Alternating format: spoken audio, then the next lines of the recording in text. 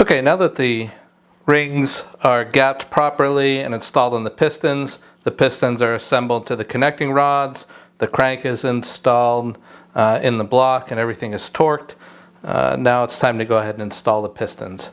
A couple things to consider when installing the pistons. First and foremost, the rings, as you saw when they were installed on the piston, are quite a bit larger than the piston because they're expanded. They have to be compressed down to fit in the bore, actually to a smaller diameter than they were when we gapped them, so they'll actually fit in. This is the most common way to do that. This is a piston ring compressor. This one just has a little thumb lever on it and a little knurled wheel here. You use an Allen wrench or square wrench to expand or contract this appropriately to get the rings to the correct diameter so it can go down into the bore. This one's well worn. I've used this on I can't count how many engines. Ford, Chevy, Mopar, it doesn't matter. With this engine in particular, my 289 has gone together and come apart a whole bunch of times. So I went ahead and bought quite some time ago a ring compressor that is sized specifically for this engine. This is a small block Fords are 4-inch bores. This engine block is 30 thousandths over, so 4.030. It's tapered. It's thinner at the top than it is at the bottom, and it sits nice and firm on the block. And so all you have to do is tap the piston down through, and as it goes through the taper, the rings will compress until it slides right in. So it makes the job really easy. Another thing to consider is that when removing the cap for installation,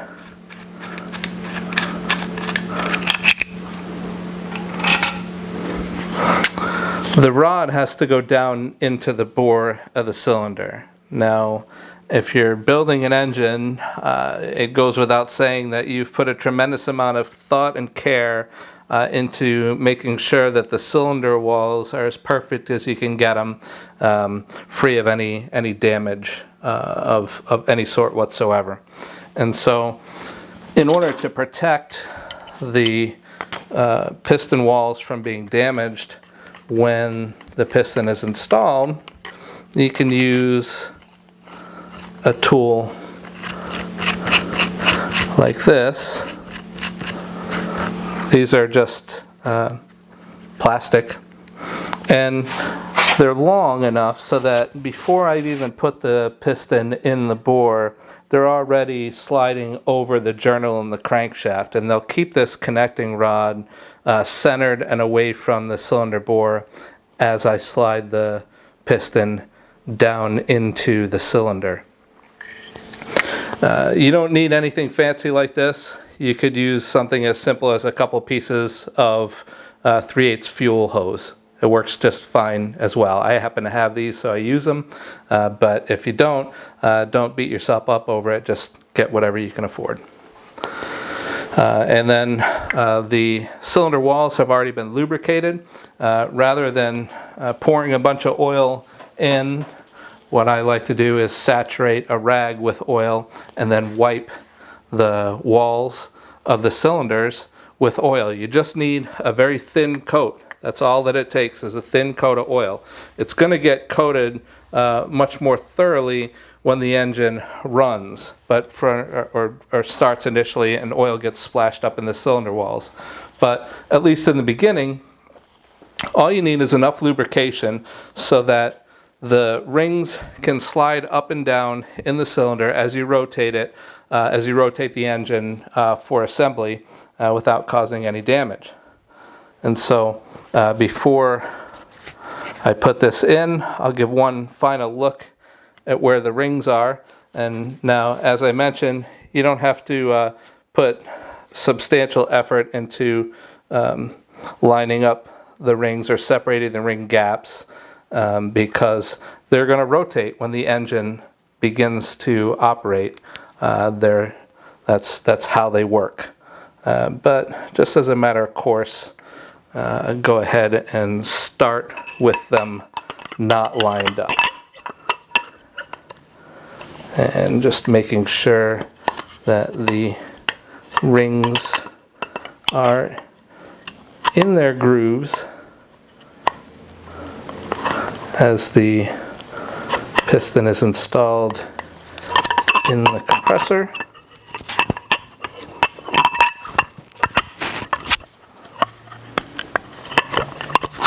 There we go.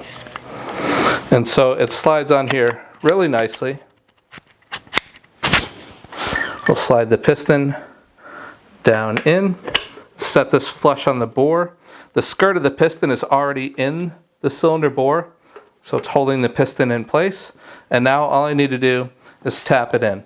And what I like to use to do that is the handle of either, in this case it's my mallet or a ball peen hammer, but the wooden handle. And just give it a nice little tap. And it's in. It's stopped because it's hit the crankshaft. And give it a little.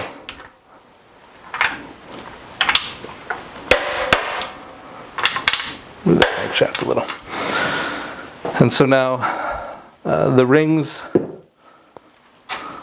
are in, the piston is in place, and the bottom of the connecting rod is on the crank journal. So I'm going to take the compressor off here, and I'm just going to rotate the engine.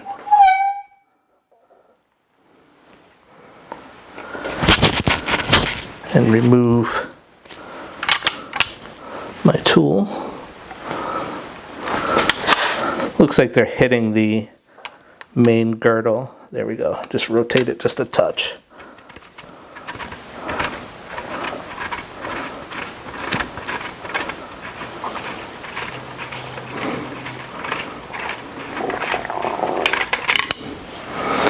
And they're off. And now all I have to do is reach down inside here. Difficult to get a camera angle from with the camera on the tripod. When I do one of the other ones, I'll do it handheld and show you. And again, the bevel on the cap. This is number 1 piston that I just installed. Number 1 piston is on the forward end of the first journal, and so that means that the bevel is forward. Number 5 on the opposite side will have the bevel aft. So I'm just going to stick this cap down in here carefully. And I need to put a little more assembly lube on this one. When you put it together, I use just engine oil on the cylinder walls, but on the bearings I do use assembly lube.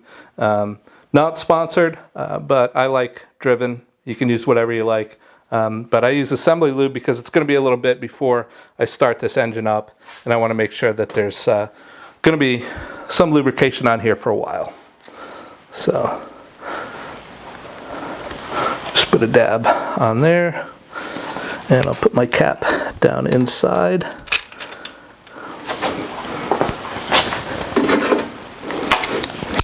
And go ahead and start my cap bolts.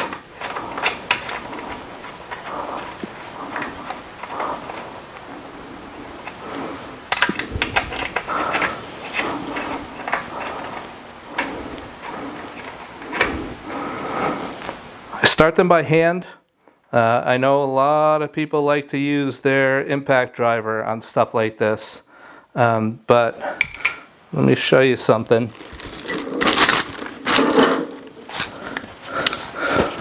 Take another one apart here.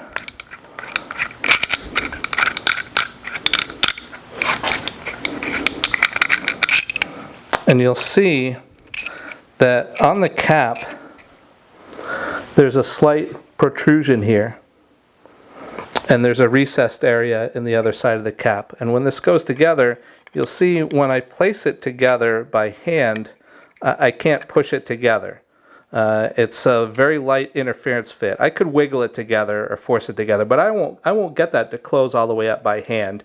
The only way to get it to close up is to start the fasteners and then draw it down a little bit either way. But you've got to alternate back and forth, and you've got to do it slowly, because if you pull down one side faster than the other, it'll get in a bind and you can cause some damage. And so you've got to do this carefully, one side at a time, alternate back and forth, and doing it by hand is the best way to make sure that you do it in such a way that you don't cause damage.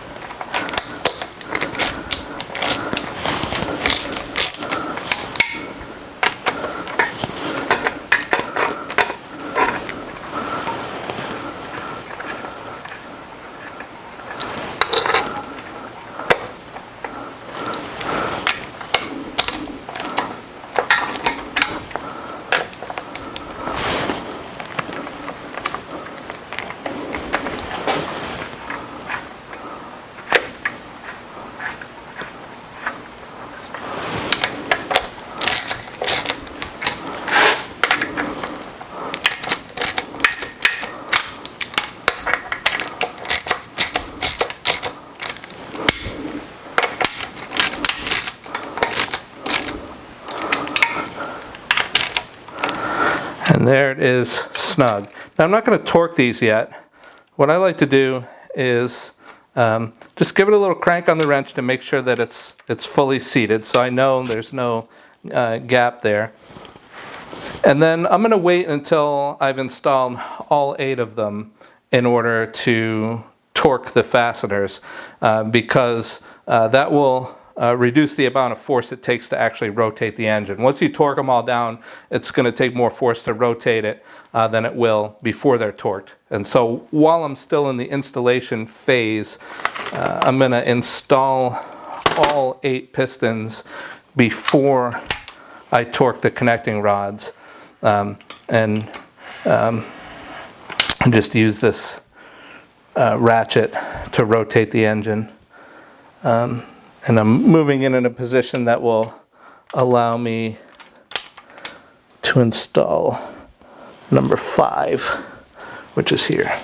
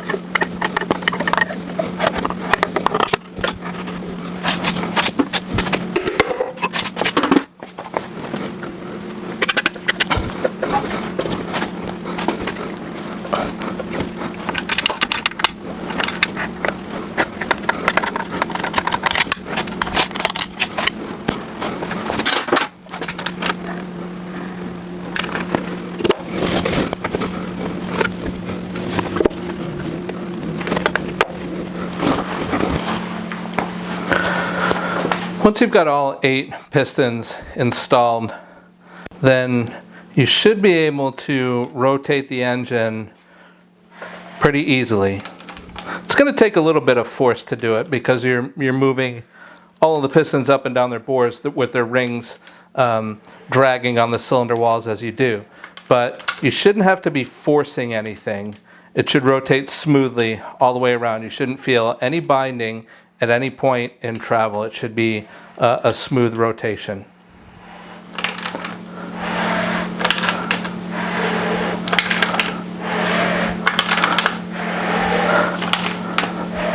And that's all there is to it.